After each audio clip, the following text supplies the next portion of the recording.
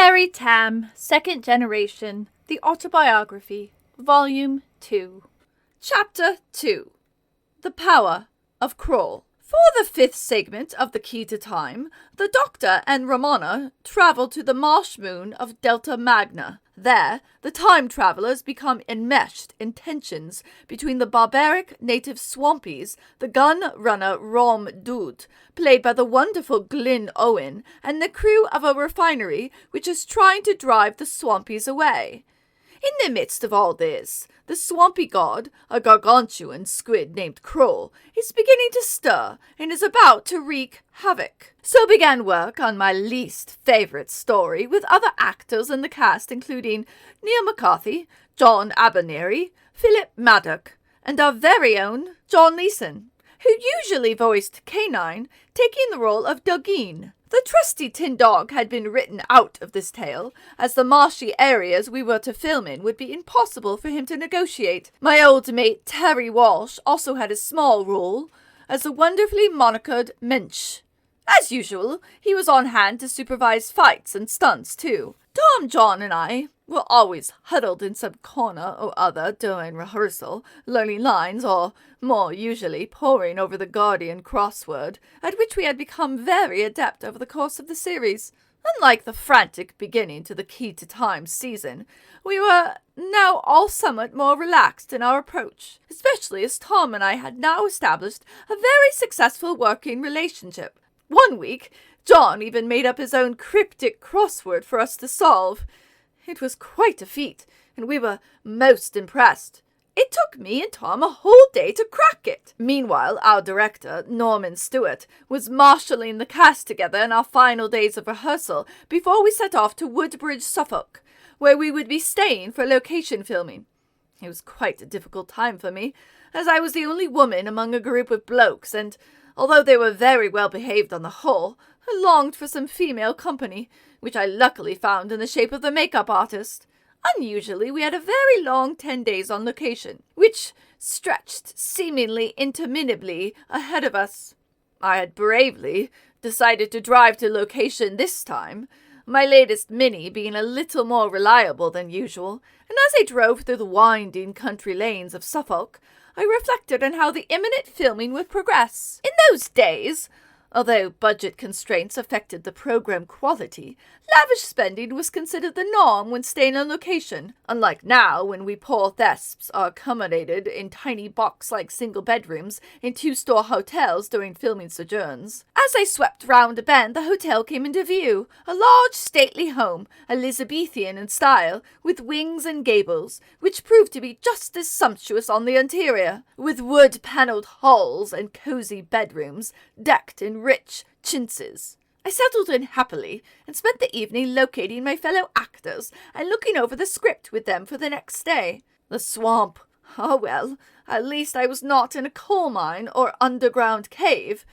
It was quite chilly, but I had several layers on underneath my utilitarian costume, which was not, admittedly, one of my favorites, but I had realized beforehand that there was not much point in trying to look glamorous for this story, as the conditions would be somewhat uncomfortable to say the least. I was proved right as we spent most of the day standing knee-deep in water, which pervaded my wellies with a creeping chill. Thank God the costume designer had suggested the rubber footwear. There were even more uncomfortable moments to come, with the night filming sequences of the scene where Romana is tied to a stake as a sacrifice to Kroll. It was, in a way, a homage to King Kong, especially with the native swampies dancing to a drumbeat outside a stockade wall and me impersonating Fay Ray. All in all, though, the glorious wide-open spaces of Suffolk were wonderfully bracing, and it was my first experience of being in a flat landscape,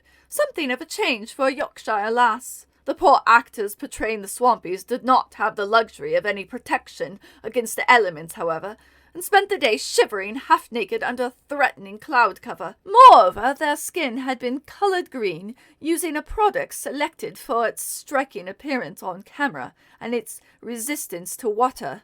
Unfortunately, no one had ordered the special solvent needed to remove the makeup, and as a result, the actors had to be dispatched to RAF Bentwaters at Woodbridge to take chemical showers. Despite these efforts, many of the swampy actors would sport a green tinge for weeks afterwards.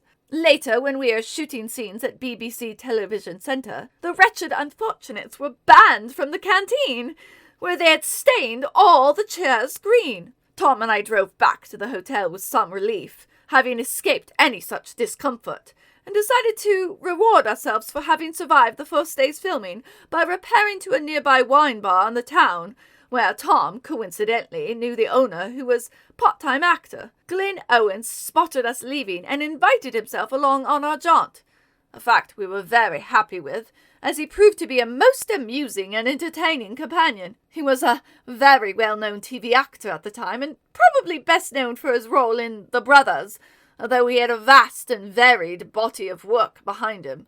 John Leeson, alas, was back at home in London, as he did not have any location scenes.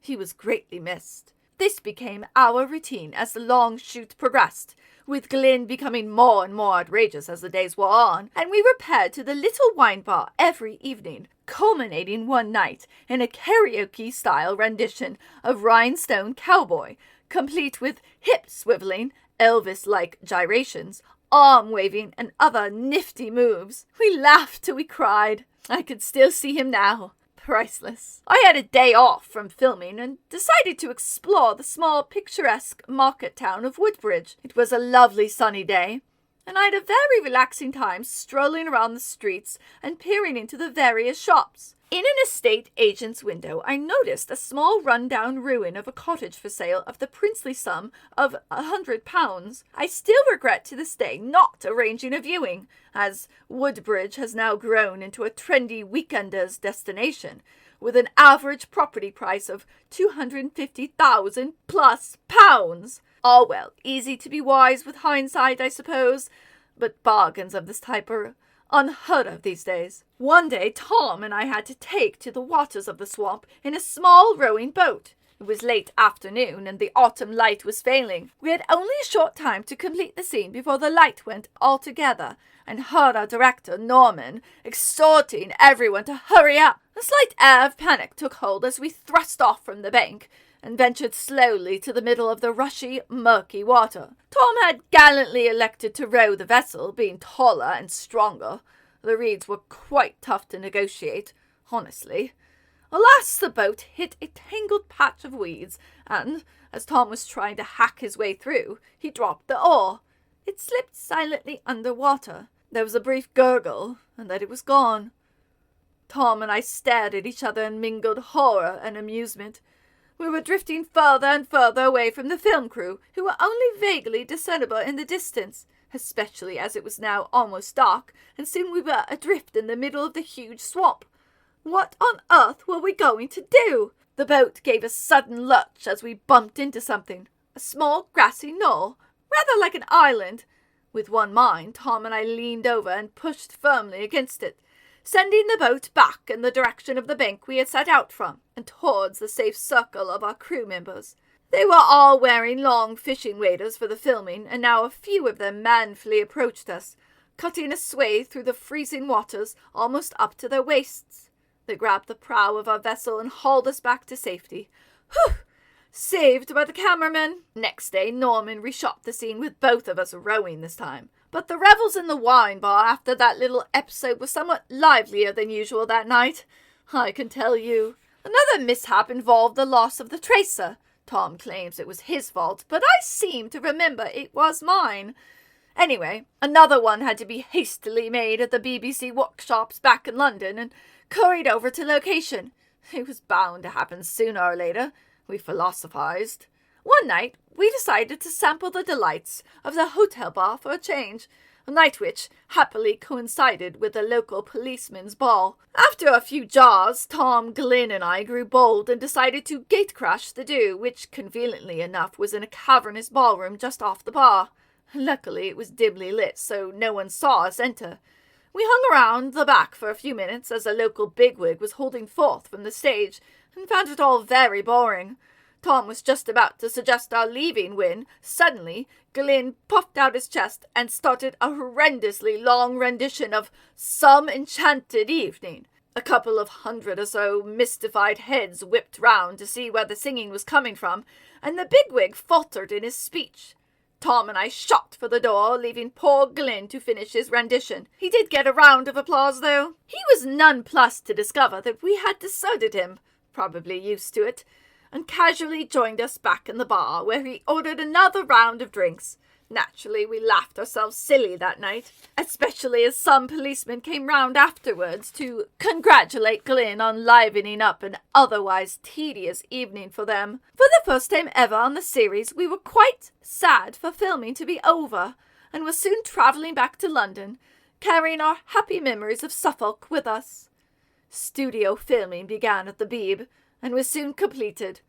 Norman seemed happy with it all, and retired to the cutting and editing rooms with the special effects guys. The story's eponymous monster relied somewhat heavily on split-screen technology, and turned out to be a huge disappointment on screen, as it was so obviously victim to the pitiful budget, with a visible line appearing between the join of the mottled giant squid and the location footage. It did not help that our producer, Graham Williams, was taken ill around this time and replaced by script editor Anthony Reed and production unit manager John Nathan Turner, who had to oversee the whole project sporadically, whilst also performing their own jobs.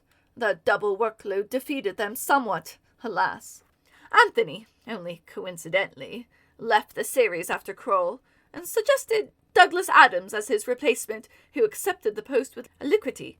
This was wonderful news for Tom, John, and me, as we had enjoyed Douglas's input so much during the filming of The Pirate Planet, which, of course, he had penned.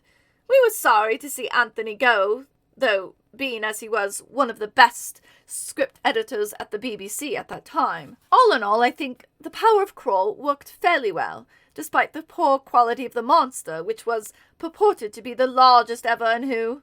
Its appearance was such a crucial factor in the action, as well as being the fifth segment of the Key to Time, so needed to have a credibility which, frankly, just was not there. Fans had declared this to be their least favourite in the Key to Time series, and I cannot help but agree, although surprisingly, some of the series' wittiest lines crop up in it. I know it was not Tom's favourite either, but still, we'll always have Woodbridge.